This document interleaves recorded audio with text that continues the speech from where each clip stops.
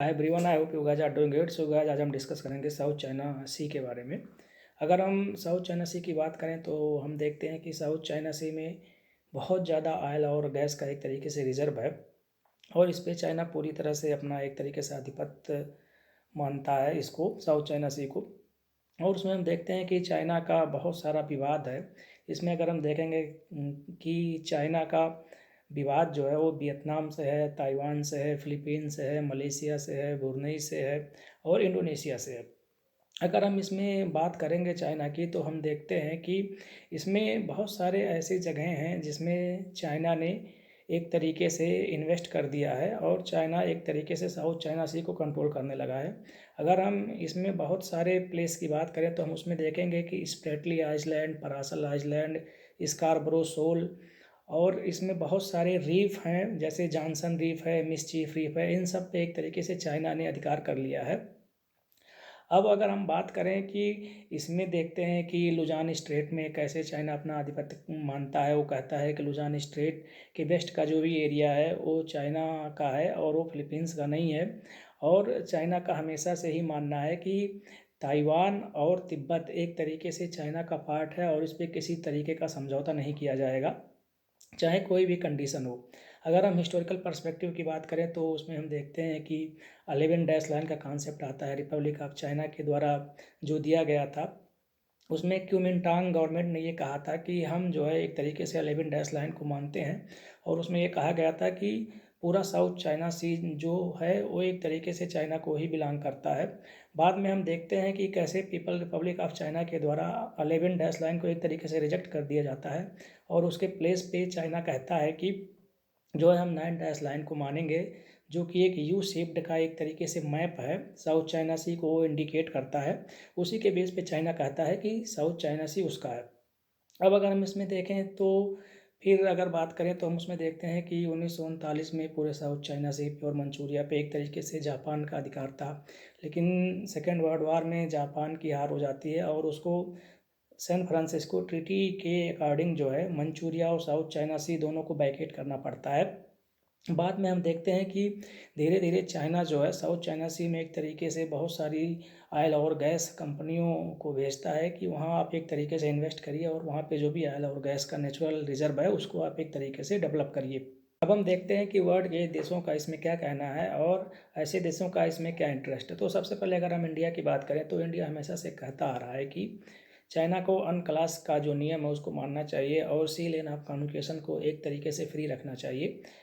इसमें इंडिया का कहना है कि साउथ चाइना सी से होकर दुनिया का एक तरीके से हम देखें तो 1/3 से ज़्यादा का एक तरीके से ट्रेड होता है। तो इंडिया ने अभी रिसेंटली जो है INS एरावत को साउथ चाइना सी में भेजा था। उसका एक तरीके से चाइना ने बहुत ही ज़्यादा विरोध किया था। इंडिया का कहना है कि साउथ चाइना सी को एक तरीके से सी लेन ऑफ कम्युनिकेशन के लिए फ्री होना बहुत ज़रूरी है और इसके लिए इंडिया ने बहुत सारे कदम उठाए हैं। इंडिया का कहना है कि एक तरीके से ONGC विदेश लिमिटेड को जो है साउथ चाइना सी में ऑयल और गैस एक्सप्लोरेशन के लिए भेज दिया गया है और वो वियतनाम के साथ जो है वियतनामीज कोस्ट पे ऑयल और गैस की जो है एक्सप्लोरेशन के लिए ONGC विदेश लिमिटेड काम करेगा वियतनाम की कंपनी के साथ मिलके। और इन सब चीज़ों का चाइना के द्वारा विरोध किया जा रहा है। अभी रिसेंटली हाल में ही चाइना ने जो है एक तरीके से इंडिया का विरोध किया है। चाइना का कहना है कि इंडिया को ब्रह्मोस मिसाइलें जो हैं फिलीपींस को नहीं बेचनी चाहिए। ये एक तरीके से चाइना के लिए थ्रेट है, लेकिन ये डील इंडिया और फिलीपींस के बीच में ब्रह्मोस मिसाइल को लेकर अभी हाल ही में साइन कर लिया गया है, तो चाइना इसका भी विरोध कर रहा है। और उसके बाद हम देखें फिलीपींस की तो चाइना ये कहता है कि लुजान स्ट्रेट के वेस्ट का जो भी पार्ट है वो एक तरीके से चाइना का है और इसमें किसी भी तरीके से फिशिंग एक्टिविटीज़ जो भी की जा रही हैं फिलीपींस के द्वारा वो इनवैलिड हैं और इसको चाइना नहीं मानेगा।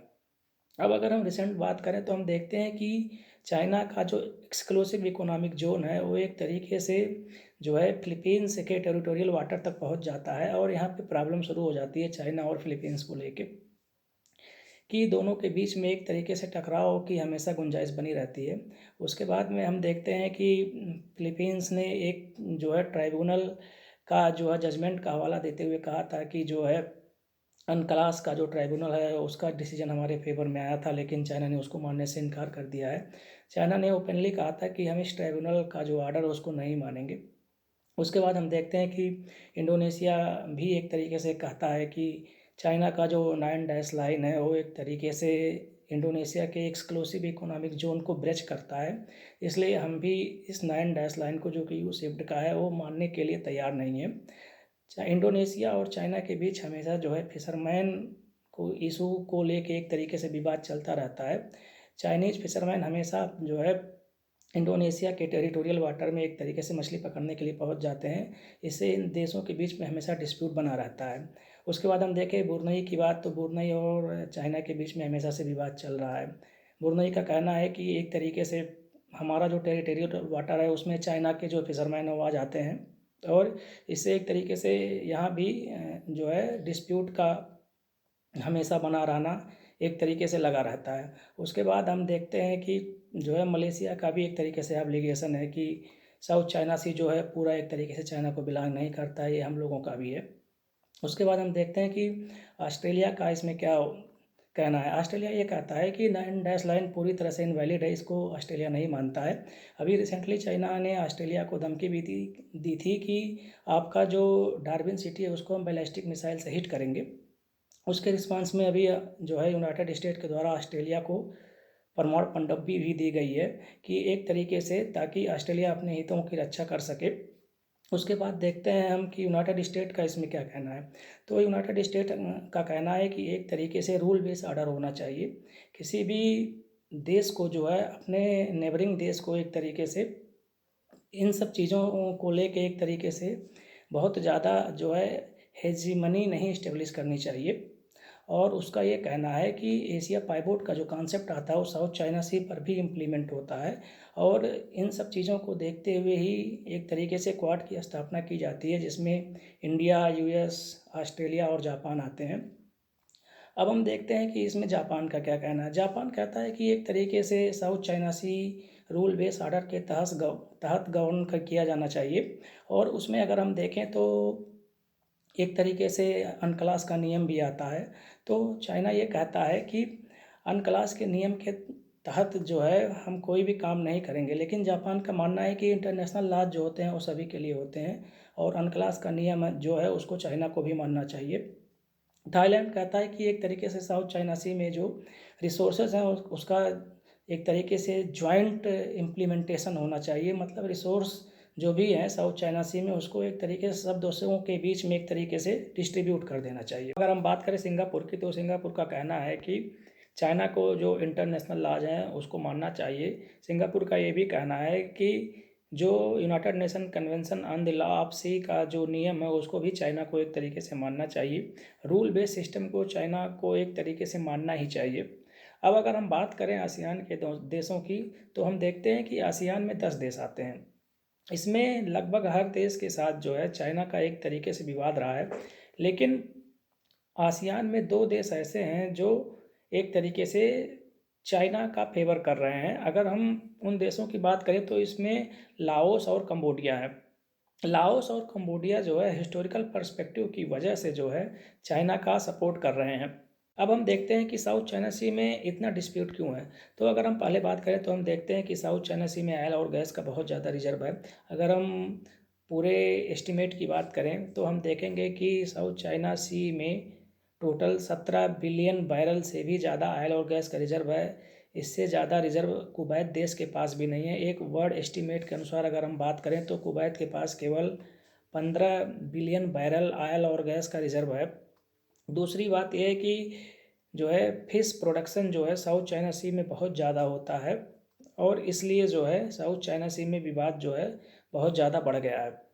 अगर हम the United Nation convention on the law of sea के नियमों की बात करें तो उसमें हम देखते हैं कि एक तरीके से ये लॉ कहता है कि बेस लाइन से जो है अगर हम देखें तो एक तरीके से वो पैरामीटर फिक्स किया गया है कि इसमें जो है एक तरीके से इंटरनल वाटर आएगा, फिर टेरिटोरियल वाटर आएगा, फिर कंटिजुअस जोन आएगा, फिर एक्सक्लूसिव इकोनॉमिक जोन आएगा, उसके बाद जो है इंटरनेशनल वाटर या हाई सी आएगा। लेकिन अगर हम साउथ चाइना सी की बात करें तो उसमें हम देखेंगे कि कैसे चाइना का एक्सक्लूसिव इकोनॉमिक जोन जो है वो ताइवान के टेरिटोरियल वाटर में पहुंच जाता है, फिलीपींस के टेरिटोरियल वाटर में पहुंच जाता है, इंडोनेशिया के टेरिटोरियल वाटर में पहुंच जाता है और वियतनाम के टेरिटोरियल वाटर में पहुंच जाता है 9 लाइन के मैप के अनुसार।